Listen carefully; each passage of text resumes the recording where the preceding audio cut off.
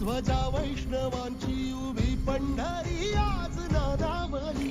तुझे नाव ओठी तुझे रूप ध्यानी जीवाला तुझी आस गाला गली जरी बाप साऱ्या जगाचा परी तू आम्हाले करांची विठू माऊली